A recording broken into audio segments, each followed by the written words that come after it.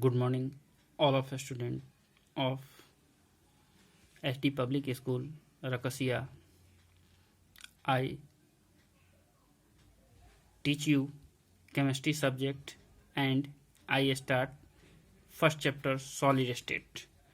That means solids, the matter which have definite shape and volume called solids.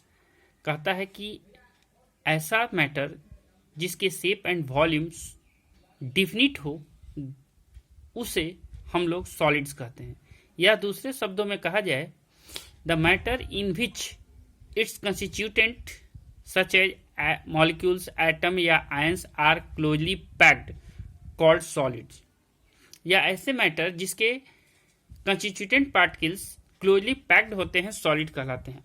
अब आते हैं properties of solid. They have definite shape and volume, high density and low compressibility इनका main character होगा।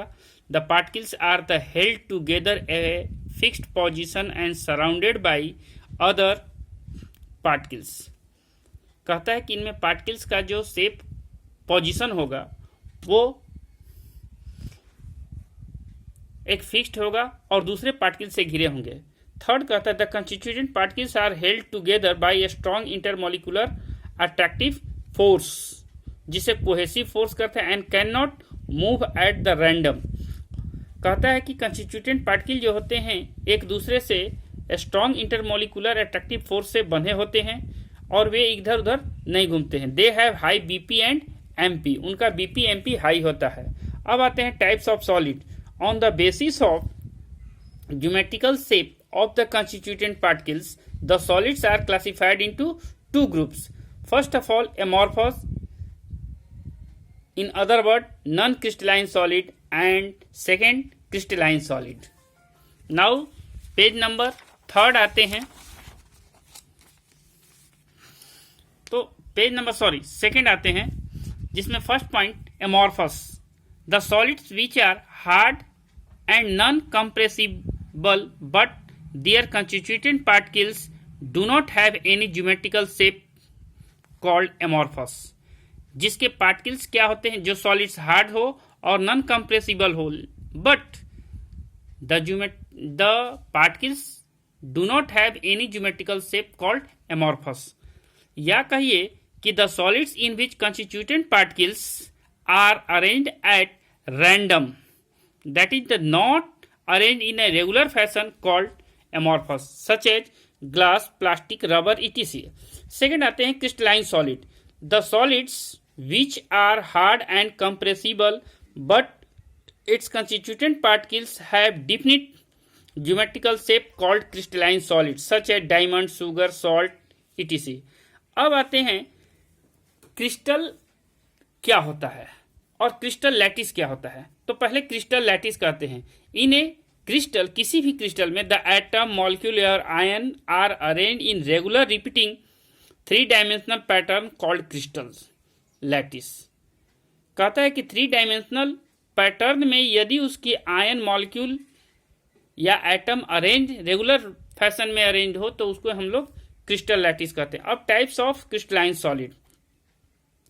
तो कहता है कि on the basis of bonding the crystalline solids are classified into 4 groups. 4 group में बांटा गया है। तो अब आते हैं पेज नंबर 3।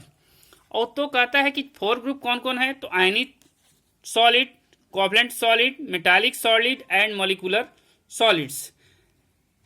इनके नेचर विथ एग्जाम्पल हमने एक्सप्लेन किया है। तो कहता है कि आयनिक सॉलिड क्या होते हैं, तो इसमें constituent particles positive and negative ions होता है।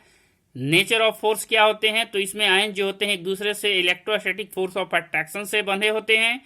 एग्जाम्पल में NaCl, KNO3, LiF। Second of all covalent solid, constituent particle atom है जो कि कोवलेंट बॉन्ड से बंधे होंगे, जिसमें डायमंड, ग्रेफाइट, सिलिकॉन आते हैं। मेटालिक सॉलिड्स, जिसमें मेटल्स आएंगे, इसमें मेटालिक बॉन्ड पाया जाएगा और इसमें जो all of the metals and alloys. अब मॉलिक्यूलर सॉलिड्स में मॉलिक्यूल होंगे कंस्टिट्यूएंट पार्टिकल के रूप में, जो कि एक दूसरे से वंडरवॉल फोर्स ऑफ अट्रैक्शन से बने होंगे। इसके अंतर्गत solid CO2, I2, ice, solid CH4 etc आएंगे। अब कहता है what is the difference between amorphous and crystalline solid. Amorphous और क्रिस्टलाइन सॉलिड के बीच क्या डिफरेंस होता है? तो कहता है कि द कंस्टिट्यूट, एक तरफ लेते हैं एमॉर्फस सॉलिड, दूसरे तरफ क्रिस्टलाइन सॉलिड। तो एमॉर्फस सॉलिड में कहता है the constituent particles are arranged in any regular fashion therefore not have the definite shape.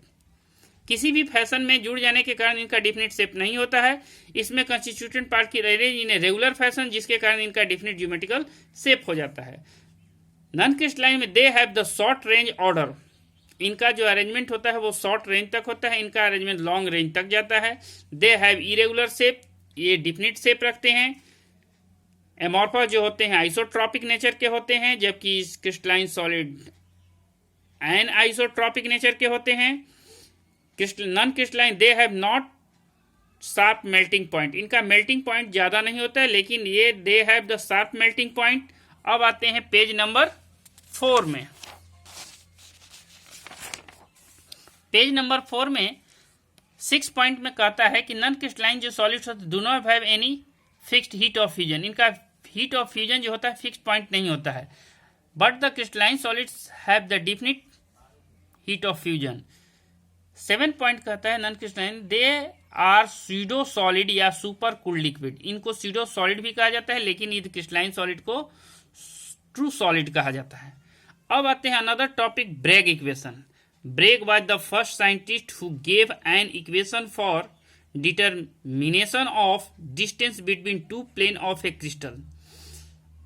Bragg पहले साइंटिस्ट थे जिन्होंने किसी क्रिस्टल के 2 प्लेन के बीच की दूरी निर्धारित करने के लिए इक्वेशन दिया, जिसको हम लोग ब्रेग इक्वेशन जानते हैं। According to him n into lambda बराबर 2d sin theta, that is the equation 1, where d is equal to distance between the plane of the crystal from which reflection of X rays is taking place. n is equal to integral या कहिए order of refraction, lambda is equal to wavelength of the X ray and theta is equal to reflection angle.